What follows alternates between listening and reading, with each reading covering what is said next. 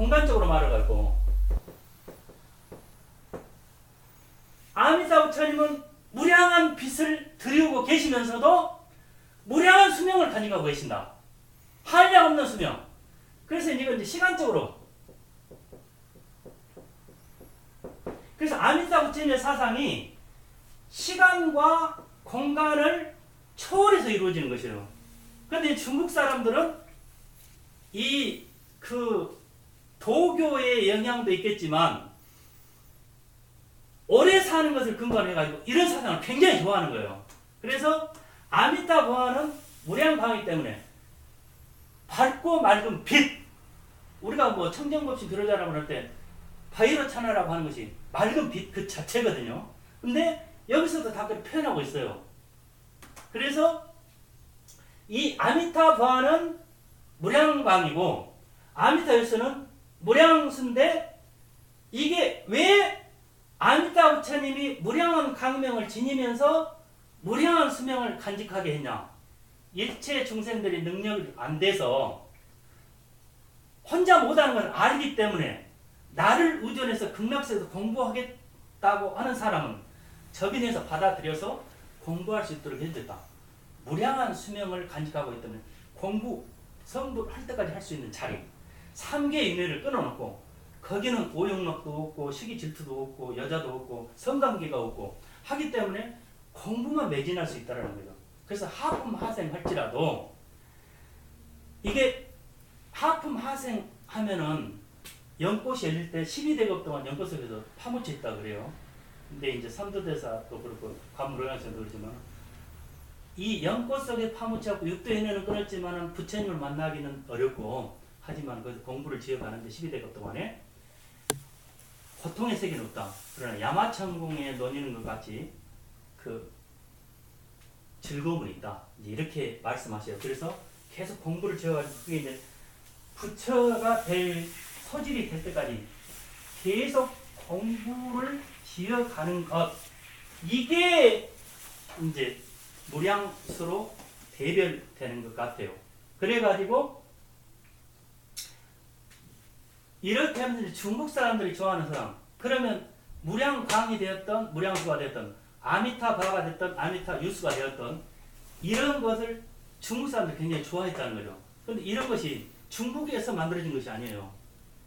인도, 북인도 쪽에서 이미 성행했고, 이제 학자들마다 다 그 의견이 다른데, 제가 생각해도 이런 이제 대승불교가 이제 태동하면서 처음에는 이제 대승불교에서 서가모니 부처님, 지금으로부터 2561년 전에 80년을 일기로 해서 완전한 열반에 들어가시고 무역 열반에 드셔서 이제 가셨는데, 그분이 그리우니까 그 부처님 이제 아한경에도 나오지만 그분이 이제 그림 서가모니 부처님 계실 때 누가 서가모니 부처님이 이제 그 대중들을 이끌고 가르치다가 대중들이 말을 안 들어요. 육군 비구라 해서 말 안 듣는 비구들도 많이 있거든요.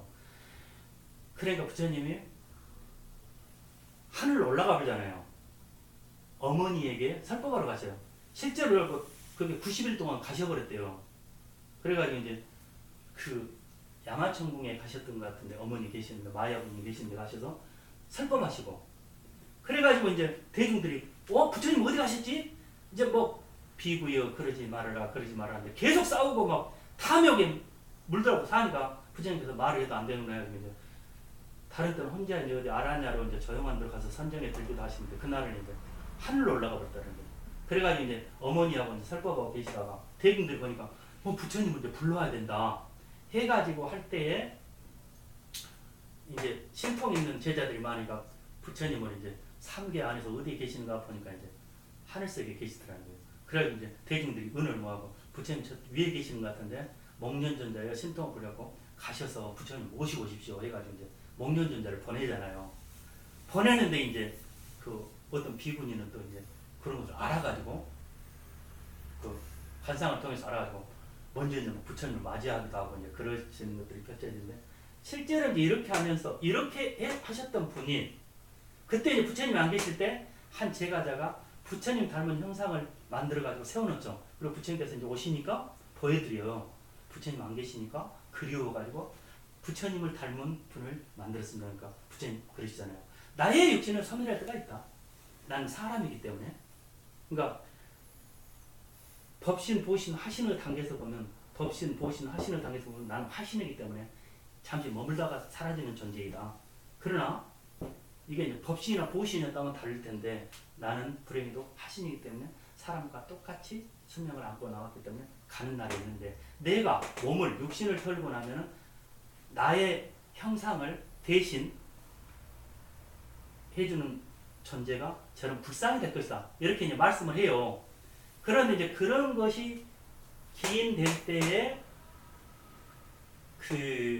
이제 그 부처님 가시고 나서 아리안 족속들이 그리스 계통의 사람들이 이제 밀려 들어오면서 그 사람들이 이 미술 문화가 굉장히 발달해요. 그래가지고 이제 그 석굴 문화도 발달하고 벽에다가 이제 뭐 새기는 것도 발달하고 우리나라도 뭐 고구려 벽화나 뭐 이런 것들이 많이 발견되었지만 이미 그쪽에는 그 중동이나 이렇게 인도 이쪽에는 그림 문화가 벽화 문화가 굉장히 발달했던 것 같고 그래서 이제 그런 데서 이제 발달한 것이 근거가 돼가지고 아잔타 석굴하고 이제 엘로라 석굴이 유명한데 아잔타 석굴은 부처님을 이슈로 한 불교 사상이 근간이 되었고 엘로라 석굴은 힌두교나 그 부처님하고 같은 거의 능력을 가진 자이나교의 마하비라가 있어요. 그분도 엄청 왕자 출신이고 엄청난 수행을 하셨고 굉장했답니다. 그 자이나교가. 그래서 지금 인도에서 불교는 별로 안 하죠. 자이나교는 상당히 그 능력을 가시하고 있고 돈 많은 분들도 자이나교를 많이 후원한다고 그래요.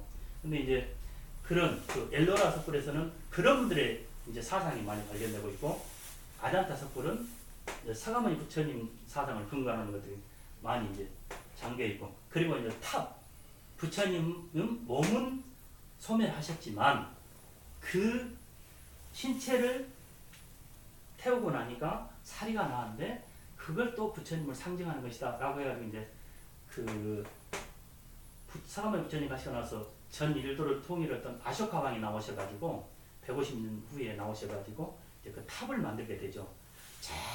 전부 8개 나라로 10나라로 흩어졌던 것을 모아가지고 84,000개 탑을 세우시거든요.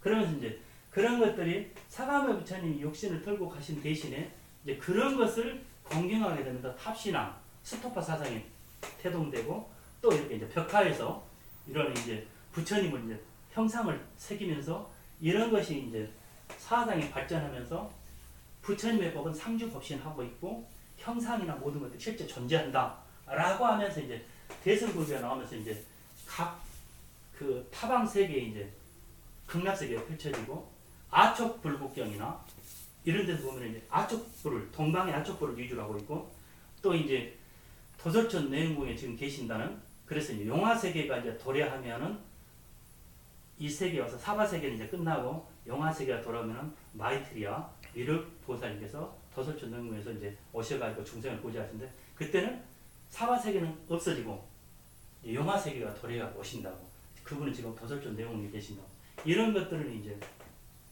도솔천 내영궁 사상이고 또 이제 서방에도 극락세계를 표방해가지고 가는 것들은 아미타부처님 사상이고 이런 것들이 이제 전개되는데 문제가 뭐냐면 이런 것은 이제 체험한 분들이 뒷사람들로서 이런 것은 소설이나 어떤 미화적인 존재로 말만 전하면서 끝나버릴 수가 있는데 엄청난 분들이 이런 것을 공부를 하시고 다 체득을 해요.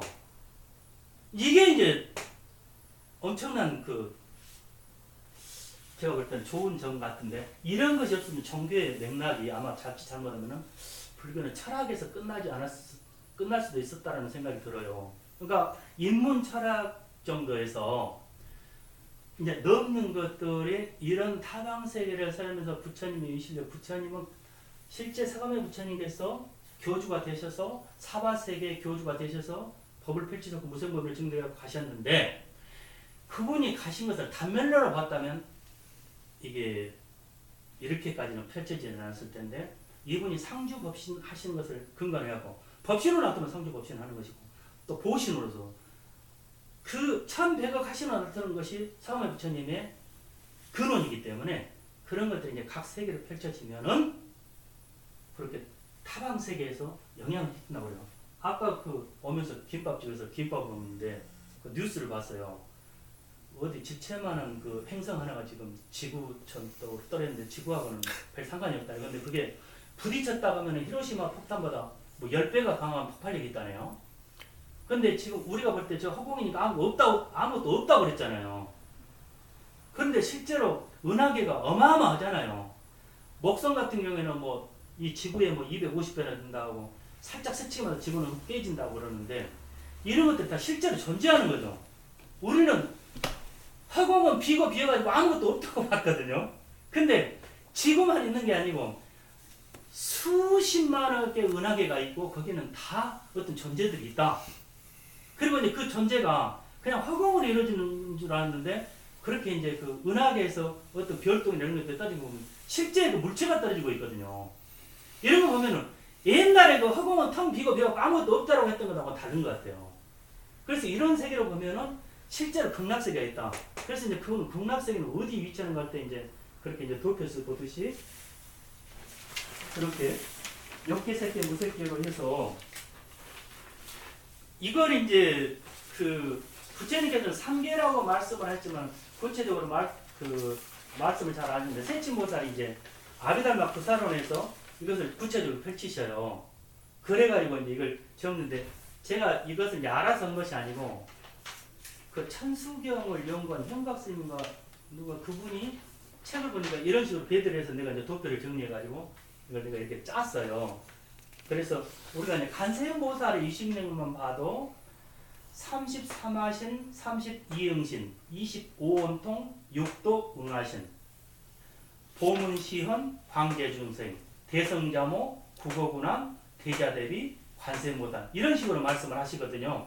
그래서 그러면 그분이 어떻게 33개의 몸을 낳으시고 32개의 응하신이 되어서 중생에게 이익을 주시면서 또 25원통은 무엇인데 또 6도 응하신은 그거는 지옥부터 저 천상세계까지는 말할 텐데 무엇을 어떻게 배려해 주는가? 이건 관세음보살을 25원통을 근간으로 해서 세워놓은 것인데 이게 삼매의 명칭에 대해서는 내가 이제 뭐 해본 적이 없으니까 잘 모르겠는데 어쨌든 그 책을 근간으로 해서 제가 이렇게 도표를 정리해 봤어요. 그래서 보니까 상계가 어떤 것이고 극락세계는 어디에 위치할 것인가 할 때 이 무색계 비상 처정의 위를 넘어가야 된다는 것이죠. 그래서 이런 것을 좀 알고 갔으면 좋겠다라는 생각이 이제 들었어요. 그리고 이제 사가모니 부처님께서 이제 그 극대화시켜서 대승교를 발전해서 나오는 것들이 법화경에서 그런 말씀을 하시죠. 사가모니 부처님은 이미 수억급 전에 다 성불 하셔서 부처의 능력을 다 가지고 계셨지만 중생을 제도하기 위해서 오셔가지고 놔두신 것 뿐이다. 그래서 이제 항상 부처님은 계신다. 이제 그래서 그런 것을 설파하고 있는 게 이제 법화경인데 이것을 이제 구마라 스님은 묘한 힘이 있다고 해서 묘법 연화경 이렇게 말씀하시죠. 근데 이제 그 전법화경에서는 지금 구마라 스님은 28품을 근간해서 묘법 연화경을 설하고 계시는데 그 진제 3장은 27개 품을 말씀하시면서 그때는 전법화경이라고 그래요. 그래서 이제 달라요. 품수도 다르고 그 전개하는 방식도 좀 다른데 그런 것을 이제 근간해서 보면 서가모니 부처님께서는 무수급 전에 성불 하셨지만 중생의 업을 정화시켜주기 위해서 오셨다. 그러니까 이때가 이제 이렇게 우리는 이런 위신력자들이 없으면 오탁악세에 찌들어가지고 맨날 싸움이나 하면서 살 텐데 이 부정한 투쟁만 일삼는 이 존재들에게 깨끗하게 씻어서 없애버리려고 나오신 게 사가모니 부처님의 사상이다. 이렇게 보는 거죠. 그래서 이제 이런 것이 근간에 되어서 그러면 우리들은 이런 걸 어떻게 이해하면서 내가 시켜야 될 것인가 할 때 이제 불자들은 수행을 근본으로 해야 되는데 이 정이라고 깨끗하다고 하는 것, 맞다고 하는 것은 왜 좋은 것인가? 즐거움이 온다는 거예요. 그래서 여기에서 이것을 맑게 해갈 때 부정한 다툼의 것을 끊어내고 물로 이 더러운 것을 깨끗이 씻어가지고 맑게 해버리듯이 나의 업을 정화시켜서 가게 되면 이게 적정 열반이 된다라고. 그래서 이러한 세계가 이 사바세계는 이르기 어렵더라도 아미타 부처님의 의존에서 가게 되면 정토에서 이렇게 된다라고. 그래서 이것을 추구해서 닮아가는 사람은 그런 안락, 평화, 이런 것을 희락, 이런 걸 느낄 수 있다는 거죠. 기쁨, 희열, 이런 것을 느낄 수 있는 게 이 정토의 사상이라고 그래요. 그래서 이제 이런 것들이 왜 우리에게는 보통 이제 스님들도 많이 말씀하시는데 부처와 중생의 차이가 무엇이냐? 번뇌 망상에 찌들어가고 괴로워하는 것은 중생이고 그걸 떨쳐서 맑고 밝은 쪽으로 항상 청정하게 맑게 살아가는 것은 부처의 경지이다. 근데 그것이 번뇌 망상에 찌들어 있느냐 벗어났냐 그것의 차이일 뿐이라고 이렇게 이제 말씀을 하시죠. 그래서 이게 깨끗하게 돼버리면은 희열을 느끼고 이제 이것을 느끼지 못하면 맨날 이제 괴로움 이걸 이제 그 고라고도 말 많이 하던데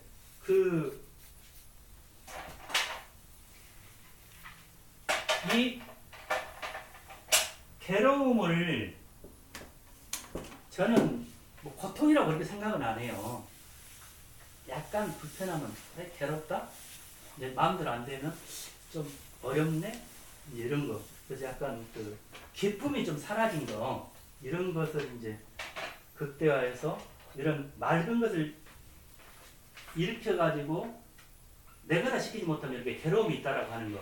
그래서 우리는 수행을 해야 되는데 자력으로 할 것인가 의존해서 할 것인가 이것이 이제 관건이 되고 그래서 반드시 교학은 필요하다는 거죠. 교학에서는 신해 믿음을 그러니까 부처님 경전에 입각해서 이 믿고 알아차리는 것을 해준다라고 하는 것이죠. 그래서 이게 이제 굉장히 그 중요한 것 같은데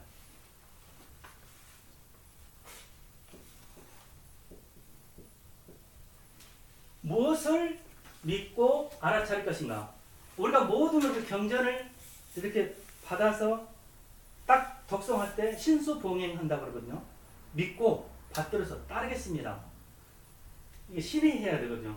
그리고 이제 이것을 수행하여서 실천해야 되고 그리고 이제 결과는 증득되어야 하거든요. 근데 이런 것이 이제 이 사바세계에서는 어렵다 할지라도 아미타 부처님이 이 실력에 의존해서 극락에 가게 되면 이런 게 이제 실현된다.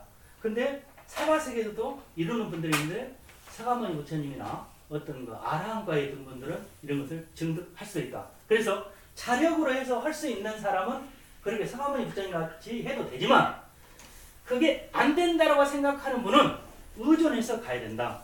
이제 이런 것이죠. 그래서 그 정토에서는 대승 불교를 종합적으로 그 이론을 가지고 체화시킨 게 정토라고 그래요.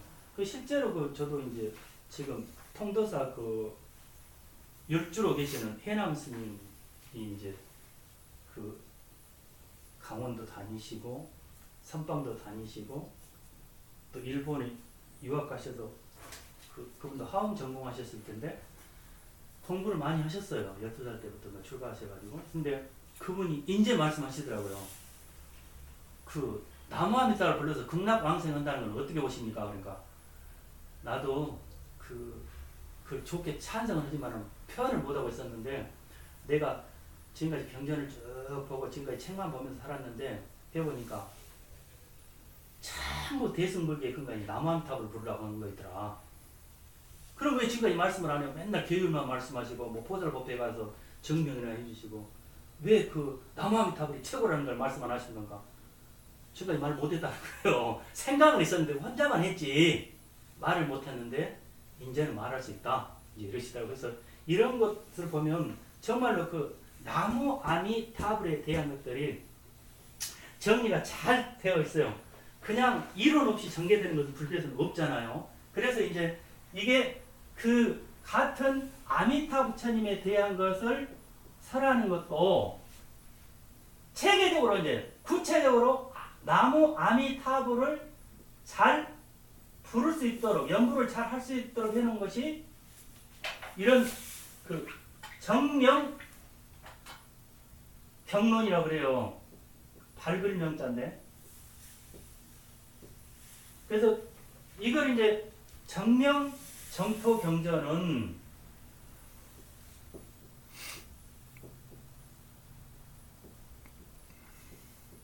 정명 정토 경전은 아시다시피 아미타경, 무량수경, 관무량수경 이것을 정명 정토 경전이라고.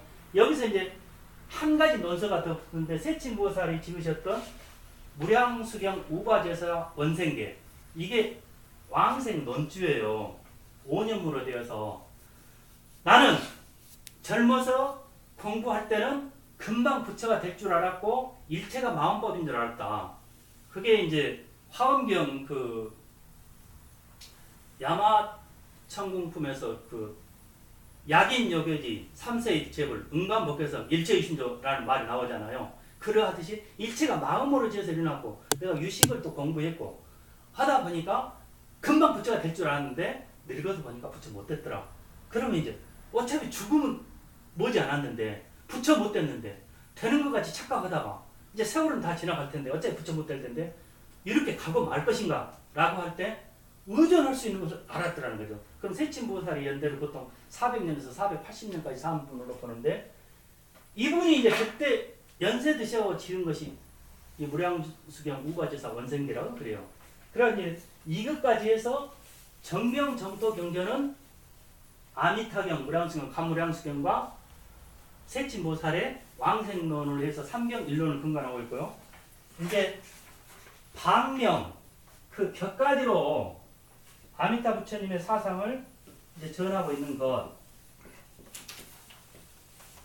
이게 이제 화엄경, 법화경, 대승지신론, 뭐 이런 거 능엄경, 능가경, 반주삼매경 이렇게 해서 이런 정토 경전에서 아미타 부처님의 최고라고 말하는 경전들이 270여 부가 있어요. 어마어마해요. 근데 우리들은 아미타 부처님 중국에서 그냥 만들어낸 거 이거 아니에요. 그리고 그 아미타경이나 무량수경이 산스크리트가 발견됐고 실제로 있어요. 관무량수경은 없다고 하는데 이게 중국에서 만들어진 것이 아니에요.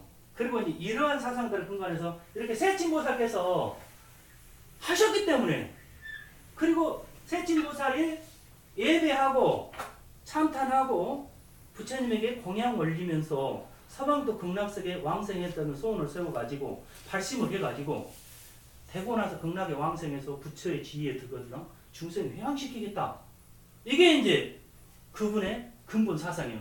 그러면서 그분이 그것만 말하는 게 아니고 극락세계를 29종으로 장엄해가지고 29가지로 장엄된 극락세계를 펼쳐보이면서 상품의 자들이 장엄된 극락세계, 중품의 자들이 논의는 극락세계, 하품의 자들이 논의는 극락세계를 29개로 분리시키면서 장엄세계를 다 설파하셨죠. 그러니까 제가 볼 때도 극락세계를 확연히 보고 다 설파하신 거예요. 그래서 이런 것을 이제 근간해서 이건 증명이 된다. 부처님의 경전을 잘 입증해서 하는 것이 이런 것이다. 그래서 일본의 법연 스님이 정토 삼부경의 근간은 이렇게 아미타경, 무량수경, 관무량수경이면서 한 가지 논서가 추가되어야 하는데 세친보살이 왕생론이다. 이렇게 말씀하시죠. 그럼 이런 것을 근간해서 펼쳐요. 그래서 이제 여기에서 우리가 이제 이 정토라는 그 용어에 대해서 좀 생각해 볼 필요가 있는 게 이게 동사적인 의미로도 표현되고 형용사적인 의미로 내가 이제 마음에서 그려낸 것은 화엄경에도 말하잖아요. 우리의 마음은 붓을 들고 그림을 그리는 화가와 같다고. 근데 이거 어떻게 추상적인 것을 그려낼 것인가 라고 할 때 이게 이제 동사적인 의미로 해서는 이게 이제 정토를 깨끗하다고만 말해서 이제 표현할 수가 있고 이것을 중생은 닦아서 가야 된다고 말하는데 이게 이제 형용사적인 의미에서는 불보살이 완성된 것. 그러니까 이런 것을 이제 관할 때 관무량수경에서는 일상관부터 해서 나중에 아미타 부처님의 진신도, 관세음보살의 진신도, 대세지보살의 진신도 관해야 되고, 그것이 안 될 때는 국품관에서 연부를 잘 해가지고 나머지 14관부터 16관까지는 국품관에 대한 해석이기 때문에 그렇게 지어서 연부를 해서 갈 수 있는 길이 있다. 그렇게 이제 표현해 놓은 거죠. 그래서 이런 것들이 근간에 대해서 이제 정토를 펼치게 되는데, 원효대사는 이러한 것을 기세관적인 의미로 국토를 보아서 오늘 이렇게 우리가 공부하겠다는 마음을 내고 하는 것들은 정신이 있다 할지라도 몸이 없으면 오지를 못하는데, 몸 안에 뭔가를 움직이는 주체의 대상, 생각하는 존재가 있는데 몸을 근간에서 따라서 익히고 있다는 거죠. 이 그 정신, 마음, 이것 때문에 배울 수 있고 하겠다는 생각을 한다는 거죠.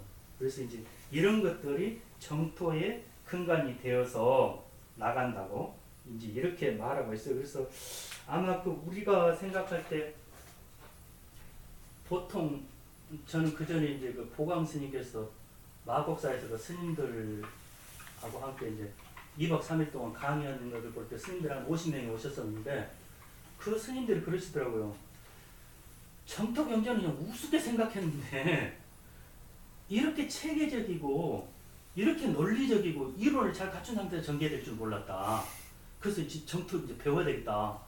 막 웅성웅성 그 말하는 걸 내가 많이 들었어요.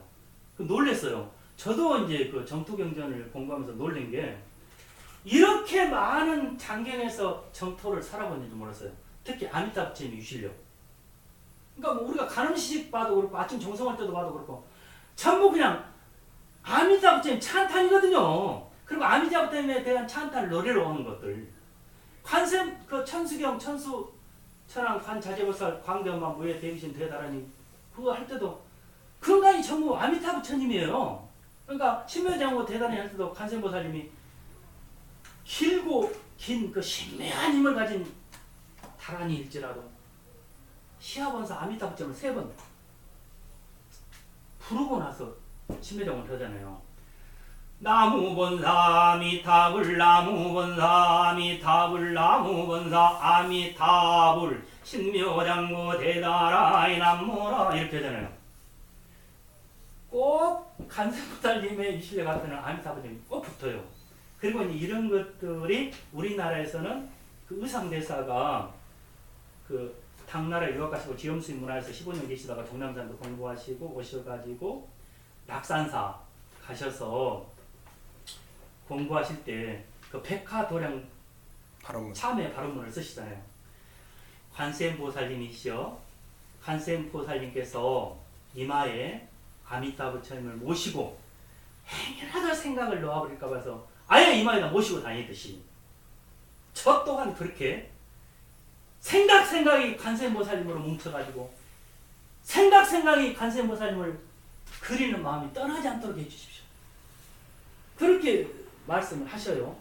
그러니까 이제 그런 것을 근간해서 보면 정말 왜 우리가 그렇게 공부를 하는가. 그렇게 관세음보살님이 33하신, 32응신, 25운동, 6도응하신 모든 중생들이 원하는 걸 다 이익을 주겠다고 해가지고 펼치시는 그분도 행여라도 아미타 부처님을 잊어버릴까 봐서 그렇게 모시고 다니는데, 우리들이야 말할 게 뭐 있어요. 그래서 이게 보면 그 백화도량 그 발언문 같은 경우에도 이제 삼국유사에서는 그게 이제 낙산사 2대 성인 해가지고 그분하고 이제 그 꿈 조신의 이야기, 이제 그거하고 2개를 이제 2대 성인이라고 하는데, 거기도 보면 정말 그 재밌는 일하잖아요. 그 조신이라는 스님이 신라 시대에 그쪽에 이제 옛날에는 지금의 강릉이 명주였어요. 명주에 속해 있는 그 낙산사 쪽에 이제 관리 책임자들 같아. 뭔 소득이 나오면 돈을 관리하고 재물을 관리하는 사람이었는데, 스님이셨는데, 관리하다가 승복을 입고 관리하다가 강릉 태수가 딸을 데리고 왔는데 너무 예쁜 거예요. 예쁘냐 딱 봤는데 마음에 쏙 드니까 환장해버린 거예요. 그래가지고 그리워하면서 이제 간센보살님 앞에서 기도했던 거는 싹 없어지고, 홍련하면서 간센보살인 건 싹 없어지고, 이제 발언이 하나 생겼어요. 간센보살님, 내가 어떻든 죽어갖고 삼업대에 떨어질지라도 금성에서 꼴리고 일어나는 마음은 오직 그 처자뿐이니까 내가 공부한 공덕이 있고 어쨌든 내 소원을 한번 들어준다고 하면 영험하신 간센보살께서 들어오시는 그 신통력이 있으시다면 그 처자와 내가 붙어서 살 수 있도록 해주세요. 기도를 해요. 그러니까 3년을 했는지 5년을 했는지 기도를 엄청나게 해. 그래가지고 어쨌든 그 처자가 나한테 좀 시집와가지고 같이 죽을 때는 우리가 지옥을 갈더라도 왜 살아서는 한번 환희지를 맛봐야 되니까 그것도 붙잡고 살게 해달라고. 그러다가 이제 한 5년이 지났는데 처자가 와서 하는 소리가 시집간다고. 어떻게 시집가냐고. 그러니까 좋은 남편 만나고 아버지가 그 배필을 정해가지고 시집가기로 했다고. 세상에 내가 그렇게 기도를 했건만 내 말 안 들은다고.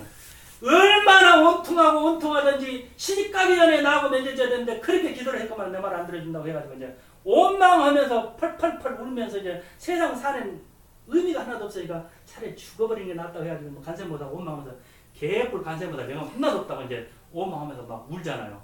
그러다가 이제 울다가 지쳐가지고 쓰러졌던 것 같아요. 법당에서. 그러고 쓰러져 있는데 어설프게 이제 잠이 들었는데 누가 법당 문을 쓱 열고 들어온 거예요. 보니까 그 처자요. 어쩐 일이신 건가?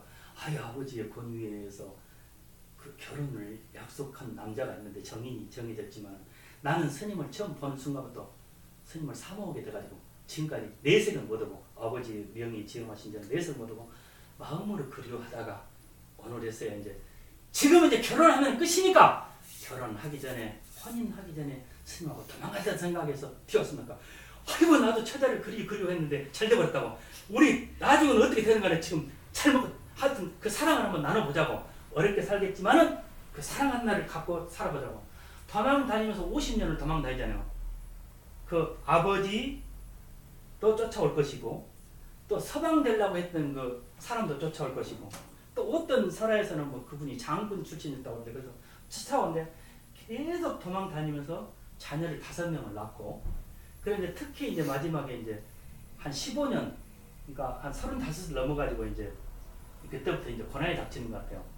이제 동량하면서 이제 다니는데 큰아들 하나가 있었는데 동량 거식으로 나갔다가 죽어버리고 그리고 이제 아들이 이제 죽어버리고 무덤에 쓰는데 이제 사는 것은 맨날 오두막살이 집어넣고 또 어디 도망가고 누가 알아차릴까 또 소문날까 또 들키면은 잡혀 죽을까 도망다니면서 혼다 고생은 다 하고 그러다가 이제 처자가 이제 4명이 남았는데 아들, 딸이 4명이 남았는데 딸이 15살짜리 딸이 또 이제 먹을 것이 없으니까 우먹처럼 살면서 벌벌 떨면서도 먹고는 들어다니까 동양 거식을 나갔는데 나머지 개한테 발뒤꿈치를 물려가지고 또 다리를 찢고도 피질질 흘리면서 오는데 이제 사는 게 이제 너무 지겨운 거예요. 사랑도 좋지만 먹고 사는 것도 좀 의식주가 해결된 상태에서 사랑을 해야지 사랑 그거 좋은 게 아니더라. 그래가지고 이제 여자가 말을 해요. 서방님, 제가 서방님을 처음 본 순간부터 연모의 정이 깊었고 그 지금까지도 사랑하는 마음이 변한 것은 없으나 이렇게 궁상맞게 사는 것이 너무나도 지겹습니다.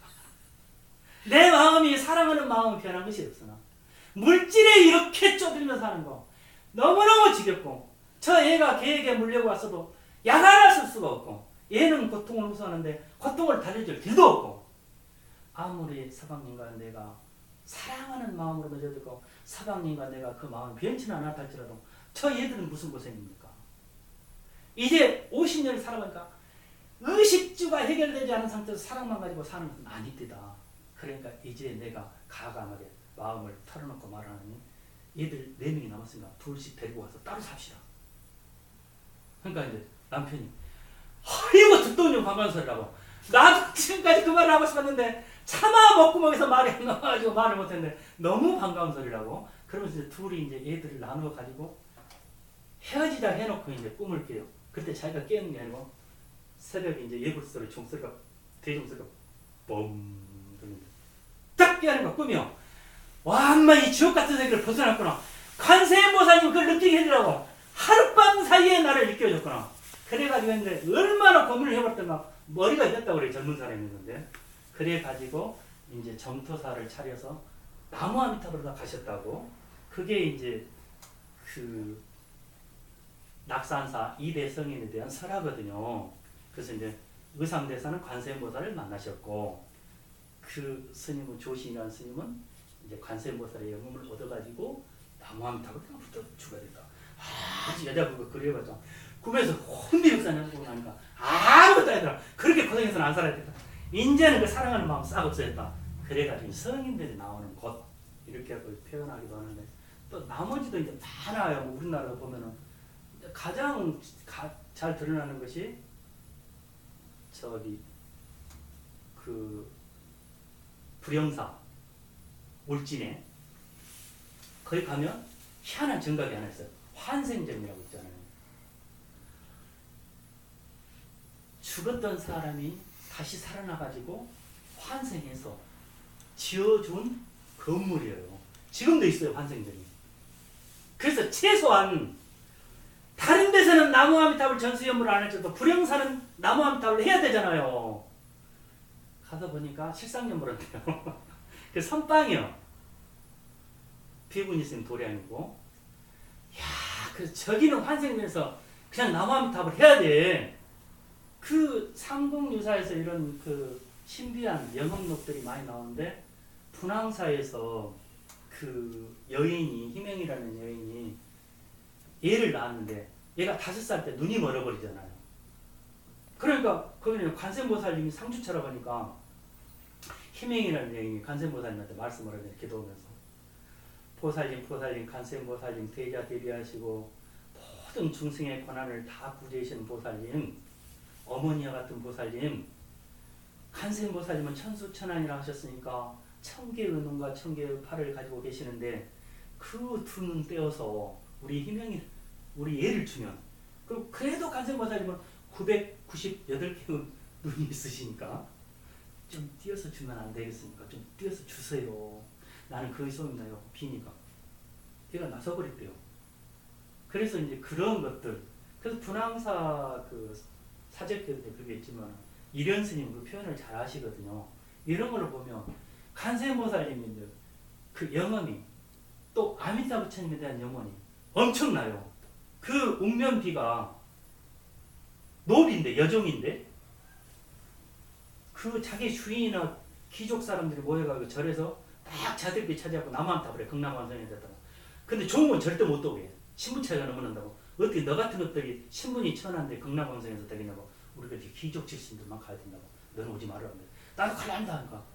너는 우리가 저녁에 나무아미타불을 부르는데 거기 오고 싶으면 그 쌀 2강을 찌워놓을 거라고. 그러면 이제 빨리 가야 되는데 이게 막 서두르니까 새들이 와서 쪼아주는가 봐요. 그래가지고 사람들이 생각할 수 없는 시간에 빨리 찌워놓고 가서 연부를 하는 거예요. 그런데 이제 또 법당에는 못 들어오게. 그래서 밖에서 이제 나무아미타불을 하는데 그 귀족 잘 사는 사람들은 법당 안에서 오고. 그런데 이제 이가 이제 왕생할 때가 되니까 마음이 굳었나 봐요. 그 나무를 깎아가지고 말뚝을 만들어가지고 양 손에다 박아버려가지고 묶어놓고 연부를 하는 거예요. 연부를 했는데 나무아미타불을 하고 있는데 하늘에서 소리가 들려. 대중들은 뭘 하는가? 옥면비를 법당으로 맞아들이라. 그게 놀래가지고 옥면이가 그냥 뭐 손을 뚫든가 말든가 지일인 줄 알았더니 하늘에서 이제 소리가 들리니까 와 맞아들이자 문 열고 딱 하니까 옥면비가 딱 오는데 바로 법당에 들어오면 날라가지고 지붕 뚫고 하이킥 해가지고 올라가 버려. 거기서 이제 일체 그 부처님 법을 설하시고 극락왕정 해버리잖아요. 뭐 이런 것뿐만이 아니고 여러 가지가 많이 있어요. 그 삼국유사에서. 그러면서 아미타 부처님의 그 유실력이 무궁무진하다는 것을 많이 말하고 있는데 제가 생각할 때 그 이련 스님이 산에 밝으셨고 교회에 밝으셨어요. 그리고 그 이제 그때는 이제 몽고 족속 원나라들이 침입해가지고 우리나라 통치를 최소 60년 이상은 했거든요. 강압 정치를. 그러면서 엄청나게 이제 우리나라 백성들이 유린당하는 걸 보면서 이제 그런 거 빗대어서 중국 못지않게 우리도 사상이 있고 여러 나라가 있었고 이렇게 훌륭한 사상들이 전개되고 있는데 왜 너희들은 우리를 정권만 바뀌면 침략을 해가지고 우리를 못 살게 구느냐 하면서 이제 항변하는 것이 삼국유사 같은데 굉장히 그 석학이셨고 수행도 잘하시는데 그분이 써는 것이 허구일 리가 없잖아요. 그리고 그 이제 시간이 다 돼서 이제 끝날 때 돼서 불영사도 환생전은 누가 일반인들이 쓴 것도 아니고 스님들이 쓴 것도 아니에요. 있었던 것을 유생들이 썼어요. 두 사람이 1500년대. 그러니까 그 조선시대에 서울 남산에 살았던 사람인 것 같은데 이름도 다 나와요. 근데 이제 그 한 여인이 가난하게 이제 뒷바라지에 겨우코 서방을 출세시켜야겠다. 최소한 과거 급전시켜야겠다. 해가지고 하는데 13년을 봐줘도 안 되는 거예요. 그러다가 어떻게 하다가 13년 만에 이제 급제했어요. 그래가지고 희연감이 됐는데 울진 군수로 부임됐어.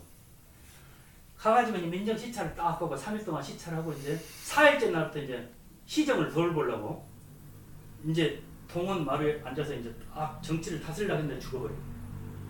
그래가지고 이제 그 육방 권속들이 저 죽었으니까 이제 또 저 보고 하면 이제 상부에서 또 다른 현감이 올 테니까 이제 빨리 시체 치워버리자고 산림상에서 끝내버리자고 하는데 부인이 멈추시오. 왜요? 그러니까 내가 우리 남편 출세하는 걸 한번 보려고 13년 동안을 온갖 고생을 다 하면서 사관을 해갖고 목에 살려갖고 과거에 급제했는데 영화 한 번 누리지 못하고 죽어버린 것은 뭔가 이유가 있을 것 아니냐. 이 근처에 영원한 도량이 있으니까 불영사였다. 그러면 더도 말고 덜도 말고 3일 동안 간섭 말고 시신 간섭 말고 그 시신을 좀 그쪽으로 옮겨달라고 기도를 한번 해서 이유를 알아야 되겠다. 왜 영화를 누리려고 하니까 죽어버렸을까. 그래가지고 시신을 그다 관을 딱 불영사 옮겨놓고 부인이 계속 남아있다고 한 거예요. 이틀 밤낮을 하고 이제 3일째 날이 이제 밝아오려고 할 때 계속 여인이 그 부인이 남아있다고 그러고 있는데 관뚜껑이 휙 열더니 하얀 소복을 입은 여자가 나오면서 저 사람이 전생에 나를 고탕미게 하고 나를 죽이고 저는 잘 돼가지고 출세를 해가지고 내가 오온하니 기뻐가지고 세세생은 저 사람 뒤를 따라다니면서 내가 괴로움을 주려고 했었는데 그래가지고 고통받을 때는 씀씀 지고 있다가 영화만 누리려고 하면 내가 죽여버렸다. 그래갖고 지금 한두 번이 아니라 이번에도 고통받을 때는 내가 쓰는 숨 치고 박수 치고 있다가 영화를 누리려니까 목숨 끊어버렸다. 그래가지고 이제 또 이제 다음에도 이제 어떤 그 원한을 이제 또 갚아야 될 때고 따라다니고 있는데 부인이 나무아미탑을 연구를 하는데 나도 어느 결에 듣고 따라서 하다가 극락왕성하게 돼 있다. 부인 덕분에 내가 왕성을 하게 돼서 나는 이제 잘 가니까 정말 아미타 부처님의 유실력도 대단하고 부인의 정성도 감탄합니다. 너무 감사합니다. 가고 또 남편이 일어나요. 그러면서 이혼하는 관계 싹 없어졌다. 우리가 내가 지금 생각해도 그 행자 교육 때 가서 보면은 누구죠? 허벅지에 임명창이 났던 그 스님 중국에 그 스님 이야기 나오잖아요. 네. 똑같은 거예요. 고명한 스님인데 누릴 때는 고생할 때는 냅둬 수행 잘할 때는 놔두다가 누리려고 할 때 왕과 가까이 지내고 호합판으로 살고 할 때 이제 허벅지에서 임명창이 났다는 거예요. 막 괴롭히니까 그때 이제 한 스님이 그 문수보살이 거짓 스님으로 나타나고 나중에 어려운 있을 때 나 나와라고 이 스님을 엄청나게 시험을 하잖아요. 막 고통당하게 3년 동안 아주 엄청난 고생을 시키고 나서 너 어려워질 때 나중에 찾아가라고 찾아가니까 이제 저 밑에 가서 씻으면 다 나았는다 하는데 이제 임명창이 말하잖아요.